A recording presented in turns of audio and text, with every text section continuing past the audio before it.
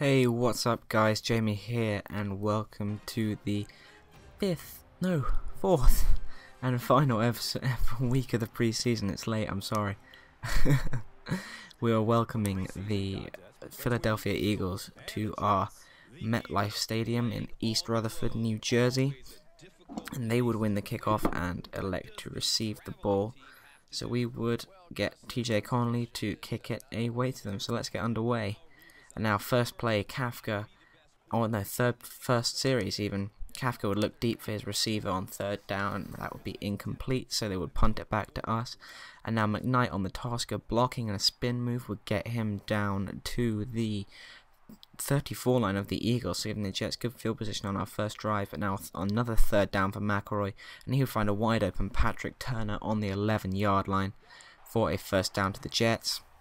We try and punch it in from 11 yards out with McKnight, but he would only get as far as the 4, and then we'd be stopped on second and then third down, so we would kick the field goal. And that guy I'm using now, Dion Gomez, is his first game for the Jets, and he would pick up a sack. He was the 5th round draft pick of the... they would eventually punt it to us, but whatever. I'm talking about Gomez now.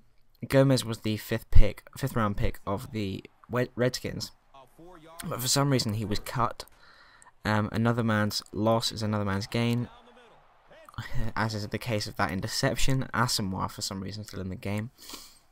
Then he would get his second sack there.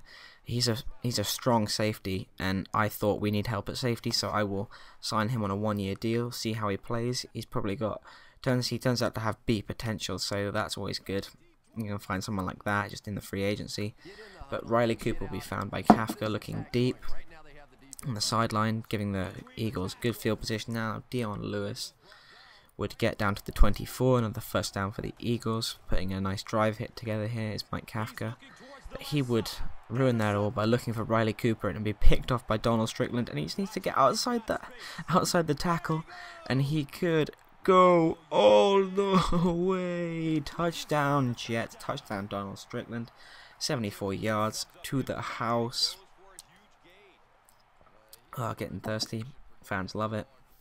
And now Kafka out of the gun.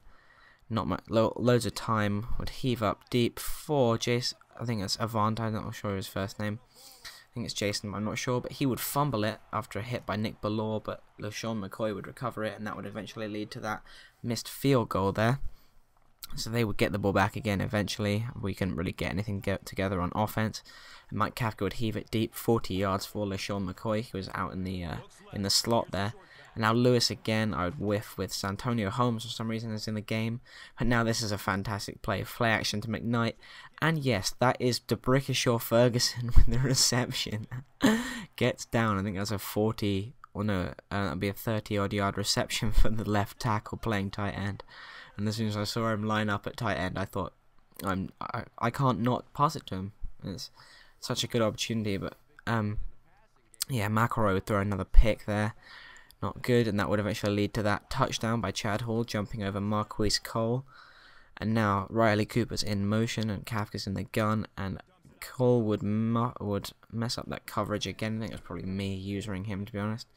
And he would give it to Riley Cooper, who would get the first down yardage and some more. And Kafka would hand off to Lewis on the delay, and he would just walk in to the end zone pretty much untouched. Now Patrick Turner picks up the first down now for the Jets as we get the ball back. And now McElroy again under center, looking for Matthew Mulligan. Uses his big arms, big reach to get up above the probably the safety there. And that would set up Joe McKnight on second and short for a decent first down. And now looking to set up to the screen to McKnight. 2 blockers in front, only 1 defender. Easy touchdown for Joe McKnight. Speed man would walk it in, not just a return man. He can also pretty sick dancing there with Ducasse and I think it was Robert Turner. But then another sack as they looked to set up the screen. It was Josh Malga this time. Now it's our ball again, looking to set up another screen to McKnight, this time on the right side. Great blocking, he looks to be free, but we can't block that safety or corner, whoever that was coming across.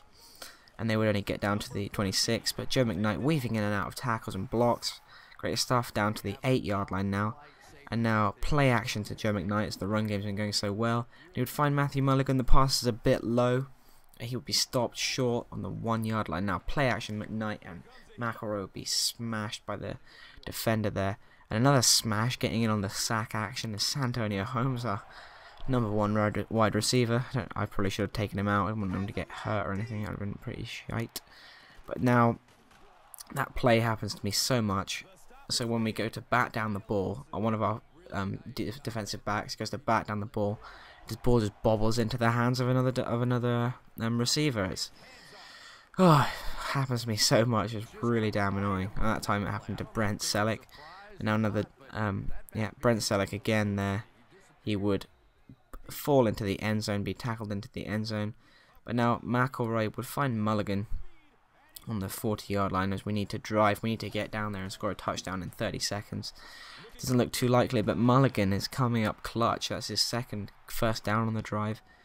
And now we're looking to find Mulligan again over the middle, and his third successive first down. We would get there and spike it for one last play.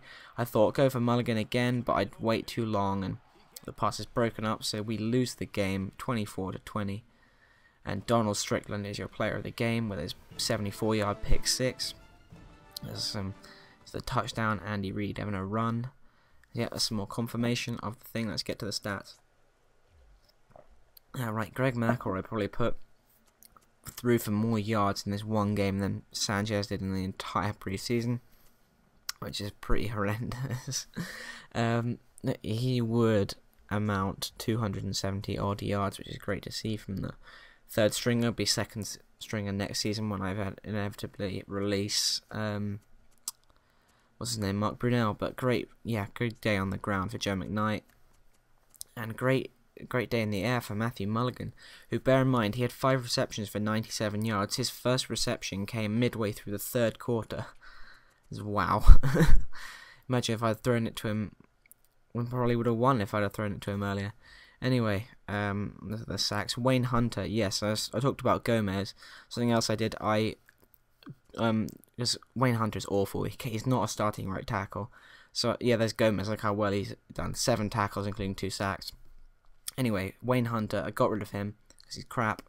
And I brought in Sean Andrews, who is, strictly speaking, a left tackle, but has a higher overall starting at right tackle. Anyway, now we're looking at our rookies that have made it into the teams. There's Gomez, Muhammad Wilkerson, Hugh Perry, an undrafted free agent out of Tennessee, Tracy Wilson, another free agent, Jeremy Kelly was our 5th rounder, Bilal Powell was our 4th rounder, Aaron Maben isn't a rookie, but he's quite young, I think, but that must be why he's in there with that lot. But there's Kenrick Ellis, the 2nd or 3rd rounder, and Caleb Schlotteroff. We traded for him from the Packers, and he was a rookie as well, but McElroy as well. But yeah, thanks very much for watching, guys. If you give this a like, and I will see you next time in our first game against Dallas.